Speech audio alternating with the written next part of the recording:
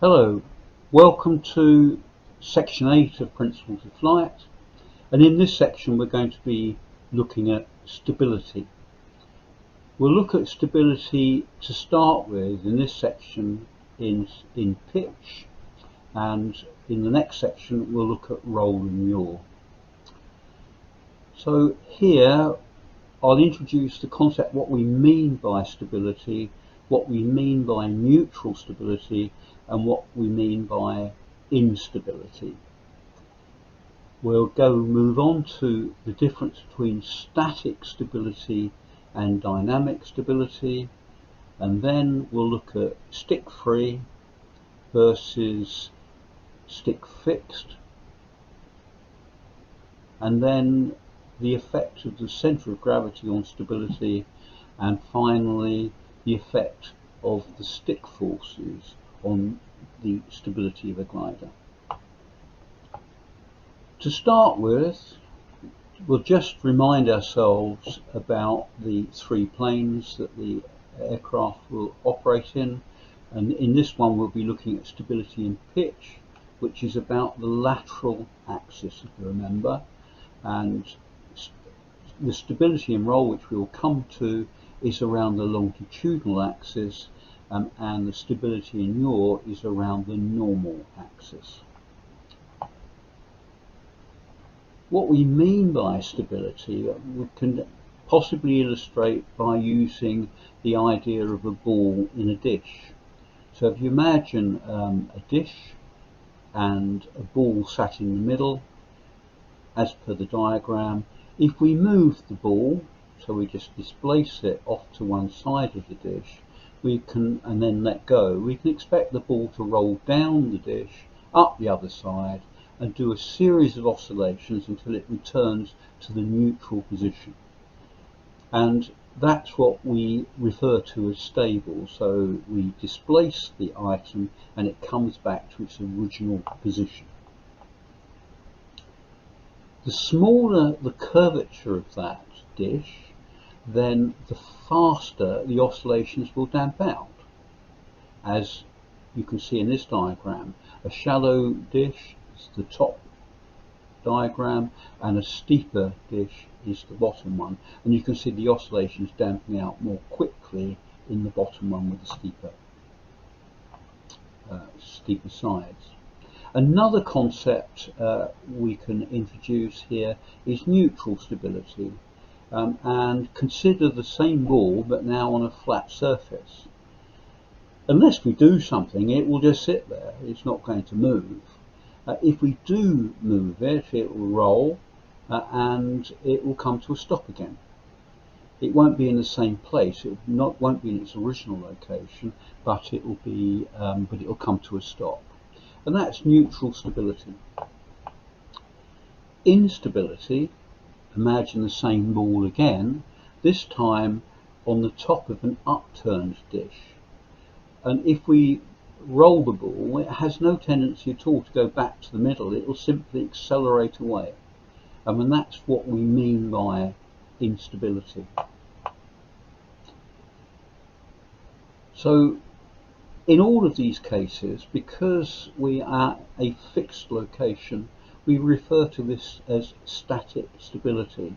And here you can see the diagram on the bottom, the little GIF there showing positive stability on the left hand side, as the Americans like to call it, positive stability, and the ball comes to a stop.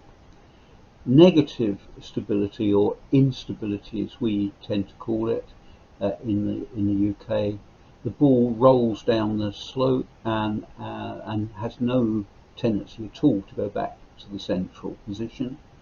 And then the third situation is neutral stability, where the ball will simply sit there, and if we roll it, it'll come to a stop. So that's all examples of static stability. The wing itself, if you remember this diagram from previous lectures, is unstable. So in the top diagram you can see that the total reaction is opposite and equal and opposite to the weight, and the total reaction acting through the centre of pressure is acting upwards and the weight is acting downwards through the centre of gravity, and the centre of pressure and the centre of gravity are in the same place, and therefore there isn't a turning couple. However, if we increase the angle of attack, the total reaction moves forward, and so the centre of pressure moves forward, and we've now got a turning couple, the centre of pressure acting upwards, the centre of gravity acting downwards, and that turning couple, which will further increase the angle of attack. And that is essentially unstable because the wing will progressively go divergent in its angle of attack. The tailplane is what's put there to put a restoring moment on that unstable main wing. So as we increase the angle of attack of the main wing, so we increase the angle of attack of the tailplane. And as long as the restoring effect of the tailplane is greater than the wing couple, the glider is stable. Now we can move on to dynamic stability. And because a glider doesn't just stay in one place, it's moving, and the glider oscillates about its flight path as shown here. So the glider is moving along and oscillates about that flight path. The rate of oscillation depends on the degree of the stability. And because the motion is present, it's now referred to as dynamic stability. We can have neutral dynamic stability, where the oscillations don't damp out at all. They simply remain at the same amplitude, the same degree, and it needs the pilot to interfere with that to damp it out. So the pilot has to take some action in order to stop the nose bobbing up and down in this case. So we would refer to this very often in the vernacular as being unstable. In reality, it's neutrally stable. An aircraft that's dynamically unstable, the oscillations will just get bigger and bigger and bigger. They'll progressively increase, and that's really not desirable in an aircraft at all. The rate of increase defines the degree of instability. So we can summarise that, and I've taken the diagram from the FAA glider pilot manual for this. The top aircraft is neutrally dynamically stable. In other words, the oscillations vertically about the flight path are of the same amplitude and aren't damping out. The middle one is positive dynamic stability, so the oscillations are steadily reducing, just doing that naturally. And negative dynamic stability, the amplitudes are getting greater. Now I can move on to yet another concept, and that is the stability either stick fixed or stick free. And stick fixed simply means the stick is being held fixed in one position by the pilot, and stick free means the stick is not being held by the pilot. It's that simple. If the pilot is holding the stick firmly, then the elevator is not free to float and therefore won't be affected by the airflow around it. If you remember this here, the effect of the tailplane, if we increase the angle of attack of the tailplane, then we increase the lift. And remember, the tailplane is the damping tool for the longitudinal stability. So stick fixed stability, the stick is being held by the the pilot, and that means the elevator is being held and it's not free to float. And therefore it's not going to be moved by the slipstream as it goes up and down. However, in stick-free stability, the elevator is floating. So after a pitch change, the elevator is actually moved by the airflow, and the restoring moment is actually reduced. So we can end up with a glider that might be stick fixed stable, but stick free neutral. In practical terms, what this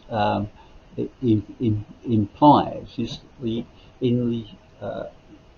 stable in the stick fixed sense means you'll need larger stick movements to create the result you want with the controls. And stable stick free means that you'll need larger stick forces to feel heavier. And so it rather depends on your point of view, and often you'll hear around the airfield people referring to gliders, and the inexperienced pilot might say that the stable glider feels nice and the unstable glider feels twitchy, whereas the experienced pilot might say that the stable glider actually feels heavy, so he doesn't like that at all, and the unstable glider feels nice. So it's a point to remember when you're listening to descriptions or instructors explaining to you as you're moving from one type to another, the subtle differences between them, and what pilots like or don't like rather depends on their experience levels. Finally, now we can look at the effect of the centre of gravity on stability. And the further forward the centre of gravity, the more stable the aircraft will become, and the further aft the centre of gravity, the more unstable. And of course, if you remember your weight and balance placard, if we have a light pilot, we're effectively moving the centre of gravity rearwards. Or indeed, if we move the seat back, we're doing the same thing. So if we move the centre of gravity forward, the glider is more stable. If we move the centre of gravity towards the tail, the glider becomes less stable.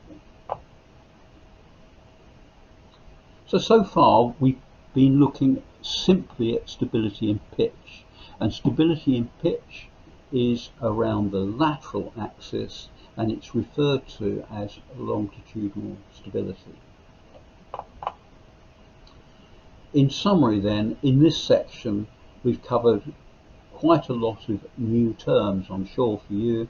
One is the stability in three planes, what we mean by stability, neutral stability versus instability, static stability versus dynamic stability, stick fixed versus stick free stability, the effect of the centre of gravity, and the effect on stick forces on the glider.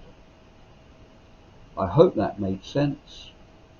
Please feel free to watch it again if it doesn't, and I will see you in the next section.